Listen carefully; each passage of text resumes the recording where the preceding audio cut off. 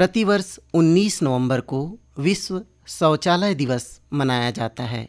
वैश्विक स्वच्छता के संकट से निपटने और उन 3.5 बिलियन लोगों तक स्वच्छता को पहुंचाने के लिए जो अभी भी स्वच्छता से नहीं रह पा रहे हैं। विश्व शौचालय संगठन द्वारा 2001 में स्थापित विश्व शौचालय दिवस को हर साल संयुक्त राष्ट्र वाटर, जल और स्वच्छता पर संयुक्त राष्ट्र का समन्वय तंत्र शौचालय दिवस के लिए थीम निर्धारित करता है। 2024 में विश्व शौचालय दिवस की थीम है शांति के लिए स्वच्छता। शौचालय मानव मल के समुचित निपटान का सबसे सुरक्षित साधन है। खुला मानव मल संक्रमण फैलाने और बीमारियों का कारण है, और जब इसके साथ पानी, हवा और धूप का मिलान होता है तो यह और अधिक हानिकारक हो जाता है। शौचालय की महत्ता को लेकर एक फिल्म भी आई थी, टॉयलेट एक प्रेम कथा, पर वास्तव में शौचालय निर्माण और स्वच्छता में भूमिका निभाए हैं श्री बिंदेश्वर पाठक जी ने। श्री बिंदेश्वर जी ने सुलभ शौचालयों का निर्माण करके शौचालय को जन सामान्य के लिए सुलभ बनाकर लोगों के जीवन में खुशहाली लाए हैं। श्री बिंदेश्वर पाठक जी को स्वच्छता में उनके अमूल्य योगदान के लिए 1991 में पद्म भूषण से सम्मानित किया गया और 2024 में मरणोपरांत भारत सरकार द्वारा पद्म विभूषण से सम्मानित किया गया। आज हमने स्टूडियो के फोन लाइन से बातचीत किए हैं सुलभ अंतर्राष्ट्रीय पर्यावरणीय स्वच्छता और सार्वजनिक स्वास्थ्य अकादमी के चेयरमैन डॉक्टर NB मजूमदार से। डॉक्टर मजूमदार जी नमस्कार, इस कार्यक्रम में आपका स्वागत है। नमस्कार, मुझे बहुत खुशी है कि मुझे आपसे बातचीत करने का मौका मिला। हमारे जो विचार हैं वो आपके सभी श्रोताओं के बीच में भी हमारे विचार को रखने का मौका हमें मिला। हम भी आपके आभारी हैं सर, जो आपने हमारे श्रोताओं के लिए अपना कीमती समय दिया है। सर, स्वच्छता में सुलभ इंटरनेशनल संगठन की क्या क्या भूमिका है? सुलभ इंटरनेशनल सोशल सर्विस ऑर्गेनाइजेशन 1970 से रजिस्टर्ड होकर ये काम कर रही है, यानी कि 54 साल हो गया। और उसके पहले भी इसके जो संस्थापक हैं स्वर्गीय डॉक्टर बिंदेश्वर पाठक जी, तो उन्होंने 1968 में ही इस काम को शुरू किया था। 2 साल रिसर्च करने के बाद 1970 से उन्होंने ये काम शुरू किया है। जो टेक्नोलॉजी है जिसको उन्होंने इनोवेट किया, विकसित किया, उसका नाम जो है वो रखा गया सुलभ शौचालय। तो इसका सुलभ का ये समझ ले कि जो आसानी से उपलब्ध हो, यानी कि इसका कॉस्ट के हिसाब से, पानी के रिक्वायरमेंट के हिसाब से और इसको बनाने का सुविधा के हिसाब से, यानी कि कॉम्प्लेक्स टेक्नोलॉजी नहीं, सिंपल टेक्नोलॉजी जिसको कि कहा जा सकता है अफोर्डेबल एंड अप्रोप्रिएट। तो ये चीज उन्होंने इसका विकास किया जिसका नाम रखा गया सुलभ शौचालय। और आज तक जो है 16 लाख से अधिक सुलभ शौचालय घरों में बनाए जा चुके हैं और कई जगहों में जो पहले कमाऊ पखाने थे उनको भी सुलभ शौचालय में परिवर्तित किया गया। और इसके अलावे डॉक्टर पाठक ने पे एंड यूज कम्युनिटी टॉयलेट का भी शुरुआत किया, जो पहले इस देश में था ही नहीं। पहले किस तरह था कि किसी संस्थान में या किसी सुविधा में, जैसे रेलवे स्टेशन में, बस स्टॉप पे ये रहता था और ये बहुत ही शोचनीय स्थिति में हुआ करते थे। लेकिन पाठक साहब ने ये देखा कि अगर मतलब उनको ये मन में आया कि अगर हम अच्छा सेवा देते हैं लोगों को तो लोग अवश्य ही उसके लिए पैसा देने को राजी होंगे। तो इसीलिए पे एंड यूज इस चीज का उन्होंने इजाद किया और इस तरह का पहला कम्युनिटी टॉयलेट कहिए या पब्लिक टॉयलेट कहिए, ये पटना के गांधी मैदान में इसको शुरू किया गया। और उन दिनों 10 पैसा लिया जाता था एक बार सुलभ शौचालय का प्रयोग करने के लिए। तो वहां से लेकर के काफी दूर तक हम लोग चल पड़े हैं और आज तक 11,000 के करीब जी पब्लिक टॉयलेट कॉम्प्लेक्स सुलभ शौचालय ने बनाया है और इसमें से अधिकतर का जी रखरखाव भी सुलभ इंटरनेशनल सोशल सर्विस ऑर्गेनाइजेशन जी वही लोग करते हैं। साथ ही ये भी बात है कि अगर कोई पैसा देने में असमर्थ होते हैं जी तो उसके लिए भी हमारा ये प्रावधान है कि पैसे उनसे नहीं लिए जाते। इसके अलावा ये जो पब्लिक टॉयलेट कॉम्प्लेक्सेस हैं जी इसमें दिव्यांगों के लिए अलग से व्यवस्था होती है, महिलाओं के लिए, बच्चों के लिए अलग से व्यवस्था होती है, ताकि किसी को भी कोई तकलीफ ना हो और सभी के लिए ये सुलभ और सुगम तकनीकी तौर से ये हुआ। इसके बाद डॉक्टर पाठक को ये लगा कि अगर हम इसको जहाँ पे मतलब सुलभ शौचालय जो पब्लिक टॉयलेट है जी उसको अगर जहाँ पे सीवर लाइन नहीं है तो उसको सेप्टिक टैंक से जोड़ना पड़ता है। जी अब सेप्टिक टैंक के भी कई लिमिटेशन, तो फिर उन्होंने बायोगैस प्लांट का उन्होंने संकल्प किया और धीरे धीरे हम लोगों ने जी इतने सालों में बायोगैस प्लांट पे काफी काम करके, काफी रिसर्च डेवलपमेंट करके अभी हमारा 3rd जनरेशन बायोगैस प्लांट भी चल रहा है। तो पब्लिक टॉयलेट कॉम्प्लेक्स के साथ अलग से एक विशेष तौर का बायोगैस प्लांट, इसका इजाद सुलभ इंटरनेशनल ने किया है और 1992 में हमारा भारत सरकार का जो अपारंपरिक ऊर्जा स्रोत का जो मंत्रालय है, जिसको आज MNRE कहते हैं, जी जी उन्होंने इसको अप्रूवल दिया। इसके अलावे सुलभ इंटरनेशनल का जी एक दूसरा एक बहुत बड़ा पहलू है जिसके बारे में मैं अभी जी चर्चा करना चाहूंगा। वो ये है कि हम वोकेशनल ट्रेनिंग की बात करते हैं, मतलब जो विशेष करके जो स्कैवेंजर्स थे, उनके जो लिबरेटेड स्कैवेंजर्स थे, जी उनके परिवारजनों को फिर से उस तरह के काम में वापस नहीं जाना पड़े, इसके लिए उनको अलग तरीके का अलग अलग विषयों में जी उनको ट्रेनिंग दे करके उनको काफी मतलब स्वरोजगार करने के लिए उनको तैयार किया। तो ये जो वोकेशनल ट्रेनिंग और स्किल डेवलपमेंट है, जी इससे उन लोगों को काफी फायदा हुआ जो पहले खटाऊ जो मतलब कमाऊ पैखाने को साफ किया करते थे और उन्होंने बाद में जी काम में आया। मैं इसके बारे में और विस्तार से भी बात करूंगा कि इसका सामाजिक इम्प्लीकेशन क्या हुआ। दूसरा विषय है इस पहलू पे कि सुलभ इंटरनेशनल ने एक पब्लिक स्कूल बनाया इंग्लिश मीडियम का, जो एक अलग तरीके का परीक्षण है। इसमें आधे से ज्यादा बच्चे जो हैं उन गरीब तबकों से आते हैं जो या तो पहले जिनके पूर्वज पकाने का काम करते थे और वो लिबरेटेड हो गए हैं, लेकिन अभी भी काफी गरीब, उन बच्चों को स्कूल में लिया जाता है जी और बाकी आधे जो है जी तो नॉर्मल जो आम तौर के जो बच्चे हैं जी उनके साथ उनको इकट्ठे पढ़ाया जाता है। तो कम उम्र के बच्चे जी इकट्ठे पढ़ते हैं, इकट्ठे खेलते हैं, इकट्ठे बात करते हैं, इकट्ठे डिबेट करते हैं। इससे ये बहुत बड़ा बात होता है जी कि उनके मन में कोई इंफीरियरिटी कॉम्प्लेक्स नहीं रहता है। जी तो छोटे बच्चे उस तरह के गरीब तबके के स्कैवेंजर फैमिली के, वो भी समाज का जो मेन जो अंग है उसमें उनका आगमन होता है, उसमें उनका इनकॉर्पोरेशन होता है। ये हमारे हिसाब से ये बहुत बड़ी बात है और एक बहुत बड़ा परिवर्तन। तो ये जो अलग आयाम है, वोकेशनल ट्रेनिंग हुआ, पब्लिक स्कूल हुआ, फिर विडो के लिए, विधवा माताओं के लिए काम हुआ, MHM के लिए काम हुआ, फूड सिक्योरिटी का काम हुआ। तो ये चीजें जो हैं, ये जो सैनिटेशन का जो मूवमेंट है उसको सपोर्ट करता है, उसको एक ओवरऑल एक बहुत ही बुलंद उसको एक मतलब स्वरूप उसका आता है, जिससे कि इसमें इतना बल आ गया है और आगे भी होगा कि सैनिटेशन जो है अब एक बहुत मजबूत चीज बनकर उभर आया है। जी मजूमदार सर, अभी आप कुछ देर पहले स्कैवेंजर्स कह रहे थे, स्कैवेंजर्स का कहने का अर्थ क्या है? देखिए, पहले भारत सरकार का भी जो नियम बना है उसमें मैनुअली यानी कि दैहिक तौर पे मल मूत्र को उसका सफाई करना, इसको जो है वर्जित किया गया है।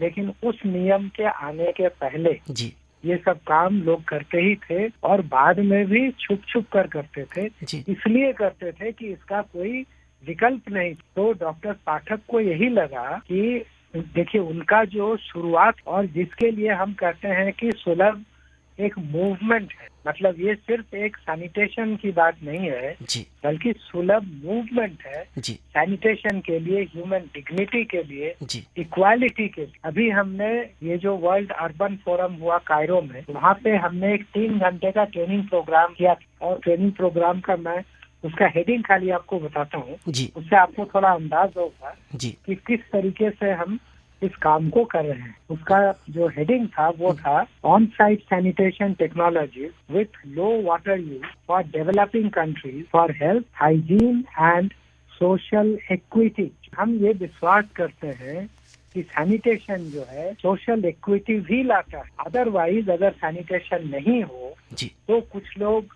उनका हेल्थ जो है बहुत नेगेटिवली इम्पैक्ट होगा। जी और वो अगर ऑलरेडी दिन मजदूर हैं, रोज काम करने वाले हैं, डेली वेज जिनको मिलता है उस तबके के, वो अगर बीमार पड़ते हैं तो क्या होगा? वो काम पे नहीं जाएंगे, काम पे नहीं जाएंगे तो उनका रोजगार नहीं होगा उस दिन का। तो इस तरीके से एक विशेष साइकिल जिसको कहते हैं कि वो काम पे नहीं गए, उनका पैसा नहीं आया, फिर क्या हुआ कि घर में खाने की कमी हो गई, खाने की कमी हो गई तो कुपोषण। उनका स्वास्थ्य जो है और बिगड़ने लगा। तो ये जो एक विशेष साइकिल है, इसको तोड़ने की जरूरत है। तो यहाँ सैनिटेशन का बहुत बड़ा एक रोल है। मजूमदार सर, सुलभ आंदोलन की उत्पत्ति किस प्रकार हुई? जो हमारे संस्थापक जो अब नहीं है इस दुनिया में, डॉक्टर बिंदेश्वर पाठक, वो पहले गांधी मुक्ति आंदोलन के साथ काम करते थे जी उनके मन में ये विचार आया कि ये जो लोग इस तरह से कमाऊ पखाने में काम कर रहे हैं, सर पे मैला ढो रहे हैं, और ये सच में अगर आपने शायद नहीं देखा होगा या देखा होगा तो आप पता होगा कि जैसे आप कल्पना कर ली कि कोई अपने सर पे मैला ढो रहा है और बारिश का मौसम है, बारिश आ, और वो मैला जो है बह करके आपके पूरे देह में चला आया, और वो गंध जो है उससे आपको कैसा लगेगा? और जो सड़क से आप जा रहे हैं उसमें फिसल गए, कुछ हुआ, उससे बीमारी हो रही है। इस तरह का जो एक दर्दनाक परिस्थिति है, इससे उनको काफी उनके मन को छू गया। और किसी वक्त वो करीब करीब 3 महीना उन लोगों के साथ, वाल्मीकि परिवार के साथ रह करके भी उन्होंने उनका जो दुख दर्द है उसको अच्छे से समझा, और तब उन्होंने ये सोचा कि इस चीज से कैसे निजात पाया जाए। निजात के लिए ऐसा तकनीक चाहिए जिससे कि कमाऊ पखाने का, या जिसको ड्राई लैट्रिन कहते हैं, उसका जरूरत नहीं हो, या उसको पूरा हटा दिया जाए। तो हटाने से फिर उसका विकल्प क्या है? तो अगर मान लीजिए आप नॉर्मल जो बनता है पखाना, उसमें नीचे फिर कोई अगर सफाई करता है तो रह गया वैसे ही। सेप्टिक टैंक बनाते हैं तो उसको साफ करना पड़ता है, साफ करना पड़ेगा। तो जिस दिन साफ करेंगे उस दिन उसमें रॉ फीसिस जो है, मतलब कच्चा मल जो है, वो भी जो है उसके साथ निकलेगा। तो वो अगर कोई हाथ से साफ करता है, शारीरिक तौर पे मैनुअली साफ करता है, तो बात वही रह गई। तो डॉक्टर पाठक के मन में ये आया कि कैसे क्या किया जाए, चीज से निजात पाया जाए। उन्होंने काफी रिसर्च किया, काफी सोच विचार किया, काफी लोगों से बातचीत करी। फिर उनके मन में धीरे धीरे ये इनोवेशन आया जिसका नाम आज है सुलभ शौचालय। ये एक ट्विन पिट पोर फ्लश लीचिंग टॉयलेट है, मतलब ट्विन लीचिंग पिट पोर फ्लश कंपोस्टिंग टॉयलेट, ये उसका पूरा नाम है। इसमें क्या है, 2 पिट होते हैं जिससे लीचिंग होता है, मतलब उसका जो पानी है वो अंदर से बाहर चला जाता है, और उसमें जो एक को यूज किया जाता है दूसरे को बंद रखा जाता है। और जब ये भर जाता है, इसका एक एक का कैपेसिटी मिनिमम 3 साल का हम लोग डिजाइन करते हैं। जब एक भर जाता है तो उसको, उसका जो वेज है, ईंटे का टुकड़ा होता है या जो भी हो, उसको उठा करके दूसरे तरफ लगा देते हैं। तो पहला वाला जो भरा हुआ है वो बंद हो गया, और ऊपर से तो स्लैब से कवर्ड है ही। तो ये जब तक दूसरा यूज होता है तो ये पहला वाला उसको 2 साल तक पूरा रेस्ट मिलता है। 2 साल में उसके अंदर का जो फीकल मैटर है, जो फीकल स्लज है, तो वो बिल्कुल खाद बन जाता है, उसका डिकम्पोजिशन हो जाता है और वो खाद बन जाता है। तो अब 2 साल के बाद जो परिवार के लोग हैं वो खुद स्लैब को हटा करके उस स्टेबल जो मैन्योर है, जीवाणु रहित मटेरियल है, खाद है, उसको निकाल करके वो बाहर हवा में रखते हैं, धूप में रखते हैं, और 2-3 दिन में वो थोड़ा सूख जाता है और बिल्कुल बढ़िया सा खाद बन जाता है। उस खाद को आप घर में अगर किचन गार्डन है वहाँ यूज करिए, जी आपके बड़े खेत हैं वहाँ यूज करिए। जी तो आपको अलग से बाहर से किसी व्यक्ति को बुलाकर जी आपको अपने मल का सफाई कराने का जरूरत ही नहीं है। जी तो डॉक्टर पाठक के लिए सुलभ शौचालय जी ये एक टेक्निकल टूल था, जी जिससे कि उन लोगों को निजात मिले कि किसी को ये जरूरत ही नहीं हो जी कि किसी दूसरे का जी टॉयलेट को जाकर साफ करना पड़े, जी जी क्योंकि जो परिवार के लोग हैं वो खुद ही कर सकते हैं। Majumdar sir, faecal sludge treatment क्या है?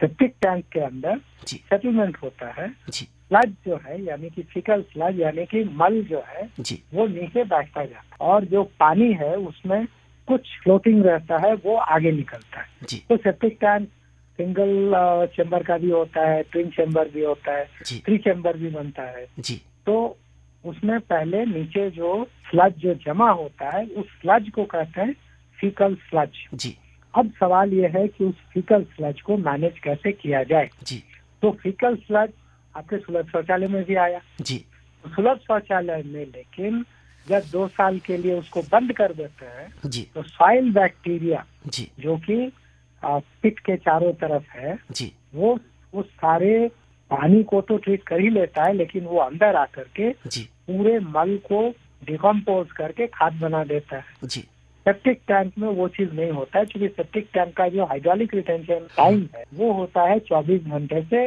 48 घंटा, अमूमन मान लीजिए आप 36 घंटा। जी उससे ट्रीटमेंट होता नहीं। और जो स्लज जो नीचे बैठा हुआ जिसको फीकल स्लज कहते हैं जी उसको हटा करके लोग फीकल स्लज ट्रीटमेंट प्लांट में ले जाते हैं, जी जिसको संक्षेप में एफएसटीपी, तो वहाँ ले जा करके उसका अलग से ट्रीटमेंट होता है। जी जी लेकिन इसमें रिस्क ये है जी कि अगर उसको मैनुअली साफ करना पड़े, जी जो कि अब कानूनी तौर पे मना भी है, उसको आप सिर्फ मशीन के द्वारा जी हटा सकते हैं। हाँ, नगर निगमों में ये व्यवस्था रहती है सर, ना? नगर निगमों में संपर्क करके संपर्क करने से वो मशीन भेजते हैं सफाई के लिए सेप्टिक टैंक की। बिल्कुल, वो जो है बड़ा सा वो टैंकर भेजते हैं जी जिसमें वो शक्कर लगा रहता है, तो वो जी। सक कर लेते हैं। जी जी तो इससे क्या हुआ कि एक तो अगर डेंस पॉपुलेशन है, मतलब जगह कम है, उनका बड़ा वाला ट्रक तो जाता भी नहीं है, तो मीडियम साइज तक का मीडियम को भी बहुत जगह जाने में दिक्कत होती है। तो लास्ट में लोग मैनुअल पे भी जो है डिपेंड करते हैं, जी या कुछ लोग जो है वो मैनुअल करके ट्रैक्टर वगैरह से चुपचाप इधर उधर फेंकवा देते हैं। जी तो इससे जो है एक गलत वो हो जाता है और पर्यावरण भी दूषित होता है। मजुमदार सर, इस विश्व शौचालय दिवस के अवसर पर सुलभ इंटरनेशनल से जुड़े सामाजिक कार्यकर्ताओं और सेवकों के क्या विचार हैं? देखिए, हमारे लिए तो विश्व शौचालय दिवस बाकी लोगों के लिए एक खास दिवस, हमारे लिए तो हर दिन ही जो है जी वो शौचालय दिवस है। ये जो है हमारा एक लाइफ स्टाइल ही है जी इन अ वे। जी मतलब हमारे लिए ये जो है एक हमारा लाइफ का मिशन है। जी ये एक अलग तरीके से हम इसको देखते हैं। जी तो इसलिए विश्व शौचालय दिवस पे हम तो ये कहेंगे जी कि बाकी लोग भी जी हमारे तरह ही, जैसे हम कहते हैं कि एक जीने का तरीका है, जी जीवन का एक तरीका है, जी जिसमें कि स्वास्थ्य, हाइजीन, जी सेंस ऑफ वेल बीइंग, जी। ह्यूमन राइट्स, ह्यूमन डिग्निटी, ये सारा कुछ इसमें जी निहित है। तो सिर्फ शौचालय या एफएसएम जो है वही हमारा वो नहीं है। जी हमारा उद्देश्य है काफी विस्तार के साथ जी कि मल का तो ठीक से उसका विस्तार जरूर हो, जी साइंटिफिकली हो, उसको एनवायरनमेंट के हिसाब से हो, जी लेकिन उसके साथ साथ जी ह्यूमन डिग्निटी, ह्यूमन राइट्स, ये सारी बातें हो जी कि किसी को भी दूसरे के मल को हाथ से छूने का या मैनुअली हैंडल करने का जरूरत नहीं पड़ेगा। मजुमदार सर, जलवायु परिवर्तन जैसे संकट में स्वच्छता का क्या महत्व है? जो ऑर्गेनिक चीजें हैं और जी। उसमें जो मल है ये भी एक उसका अंग है। इसके अलावा भी दूसरी चीजें भी है, चाहे जितना भी बायोडिग्रेडेबल मटेरियल, चाहे सब्जी का हुआ या फेंका हुआ लेफ्ट ओवर खाना हुआ, जी। कुछ भी हुआ, और मल उसके साथ तो है ही। जी तो ये सारी चीजें जो हैं ये बायोडिग्रेडेबल हैं, और अगर इसका ठीक से निस्तार नहीं किया गया तो इससे मीथेन पैदा होता है।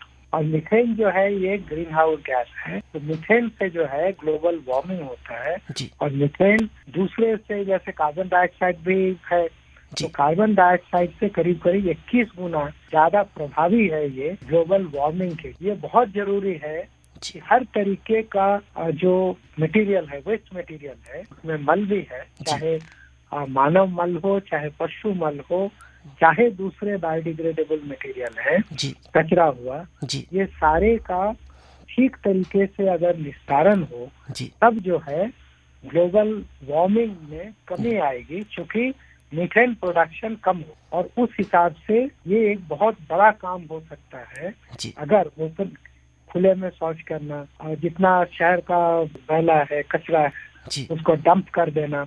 जैसे आप देखेंगे अधिकतर शहर में जी बड़ा बड़ा डंप साइट बना होता है जिसमें कितना सारा मीथेन बन रहा है, और वो ग्लोबल वार्मिंग में जी सहायता कर रहा है। जी अगर इन सारे चीजों का ठीक तरीके से निस्तारण हो तो उतना मीथेन कम बनेगा या मीथेन नहीं बनेगा। जी तो उस हिसाब से एक बहुत बड़ा रोल है जी सैनिटेशन का इसमें। जी doctor Majumdar sir, museum of water education और Sulabh international museum of toilet क्या है? दुनिया में अलग अलग जगहों में विभिन्न समय से, मतलब प्राचीन काल में, मध्यकाल में, आज के दिन में, जी विभिन्न प्रांत में, विभिन्न देश में जी शौचालय का क्या रूप रहा, हम चाहते थे कि उसको हम सबके सामने दिखाएं। तो इसलिए सुलभ इंटरनेशनल ने जी एक सुलभ टॉयलेट म्यूजियम बनाया, और वहाँ पूरे दुनिया का जो है अलग अलग तरीके का शौचालय, अलग अलग शासन काल का, अलग अलग समय, हमारे यहाँ का भी मोहनजोदारो से लेकर के जी दूसरे देशों का भी, वो सारा कुछ वहाँ पे है।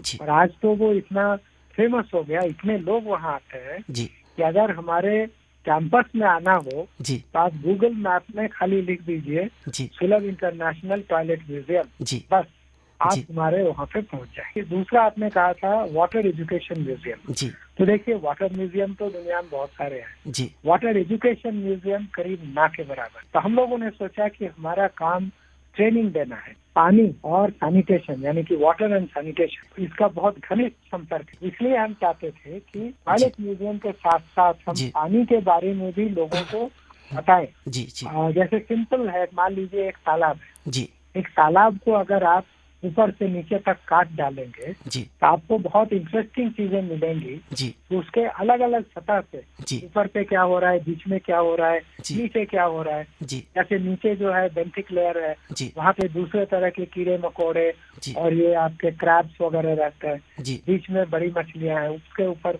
छोटी मछलियाँ हैं। जी बिल्कुल ऊपर जो है वो पानी में पनपने वाले पौधे होते हैं जिसको एक्वाटिक प्लांट कहते हैं। जी जी तो इस तरीके से एक तालाब का भी अपना लाइफ जो है जी वो एक बहुत ही इंटरेस्टिंग है, जी और इसमें काफी सिनर्जी है। जी तो ये सब चीजें जो है जी हम वाटर एजुकेशन म्यूजियम में जी लोगों को दिखाते हैं। इसके अलावा जी एक और चीज हम वहाँ दिखाते हैं जो हमारा मॉडल भी वहाँ पे है। जी देखिए, हमने बंगाल में जहाँ की आर्सेनिक और फ्लोराइड काफी ज्यादा है, तो वहाँ हम लोगों ने कुछ काम किया था। काफी सारे गांव के लोग हमें अप्रोच किए थे। तो वहाँ आर्सेनिक जो है जमीन के नीचे जो पानी मिलता है, जी ग्राउंड वाटर जिसको कहते हैं, जी उसके चलते उन गांवों में काफी लोग भयंकर बीमार और उनको कैंसर तक हो रहा था। फिर सुलभ इंटरनेशनल और हमारा एकेडमी हम लोग सब मिलकर जी वहाँ पे हम लोगों ने काम शुरू किया, जी और हमने एक नए तरीके का काम उन जगहों में, जैसे बंगाल है, असम है, उड़ीसा है, इन जगहों पे बारिश काफी होती है, जी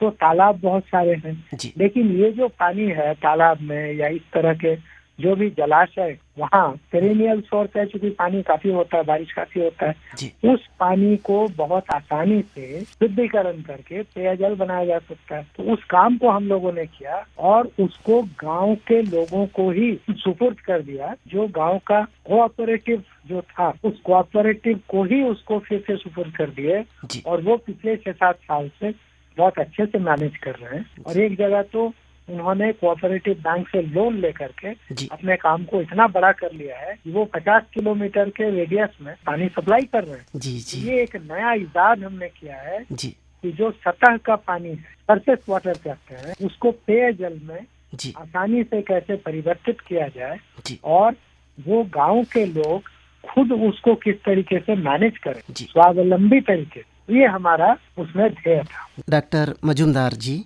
स्वच्छ भारत अभियान और खुले में शौच मुक्त भारत अभियान से सार्वजनिक स्वास्थ्य और पर्यावरणीय स्वच्छता में आप क्या क्या परिवर्तन देखते हैं? सबसे पहले तो लोगों के मन में परिवर्तन आया, क्योंकि पहले खुले में शौच करने को लोग पूरा नहीं मानते। तो स्वच्छ भारत मिशन के दौरान जो लोगों से बातचीत हुई, काफी सारा उसमें अवेयरनेस का प्रोग्राम किया गया जी। इससे ये हुआ कि लोगों को ये समझ में आया कि खुले में शौच करना कितना बुरा है पर्यावरण के लिए, उनके अपने स्वास्थ्य के लिए जी। और सिर्फ वही नहीं, महिलाओं के लिए, बच्चियों के लिए जी। जो काफी वयस्क हैं, बूढ़े हैं, जी। जो स्वास्थ्य जिनका अच्छा नहीं है, जी। उनको भी बाहर जाकर अगर शौच करना पड़ता है तो उनको कितनी तकलीफ होती है। तो ये सारी बातें जो है लोगों के सामने बार बार रखा गया जी। और इसके चलते लोगों के मन में एक परिवर्तन हुआ। शौचालय बन गए, उसका उपयुक्त व्यवहार जी। और उपयुक्त रख रखाव जी। ये हो रहा है या नहीं, जी। ये भी एक बहुत इम्पोर्टेंट चीज है। जी। इसके लिए भी जो स्वच्छ भारत मिशन 2 जो है जी। उस पे इस चीज पे काम किया जा रहा है जी। और सिर्फ मल ही नहीं, मानव मल ही नहीं, जी। बल्कि जो दूसरे तरीके के भी, जो मैं अभी कह रहा था ना कि बायोडिग्रेडेबल मटेरियल, जी। जी। तो वो सारा जो है जी। Liquid and solid waste management, वो सारा जी।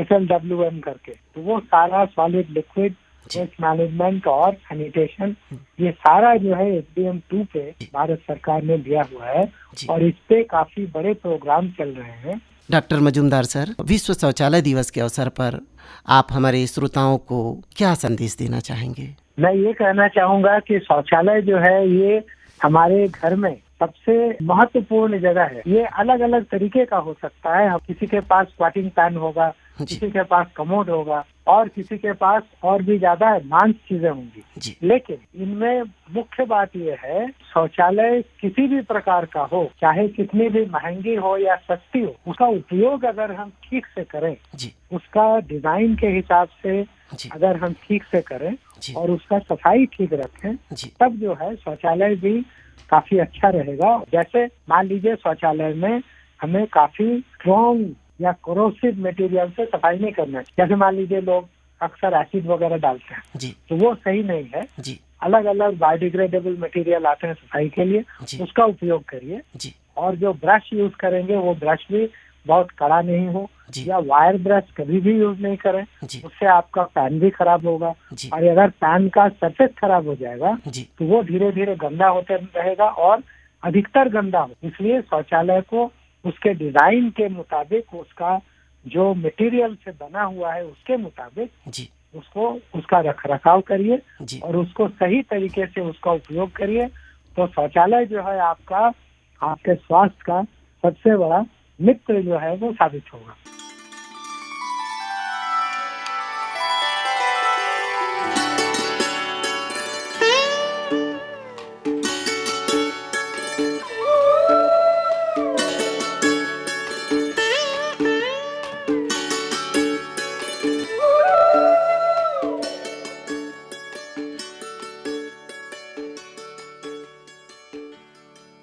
डॉक्टर NB मजूमदार जी, आपने हमारे श्रोताओं को इतनी महत्वपूर्ण जानकारियां दी, हमें समय दिया, इसके लिए आपका बहुत बहुत धन्यवाद। धन्यवाद।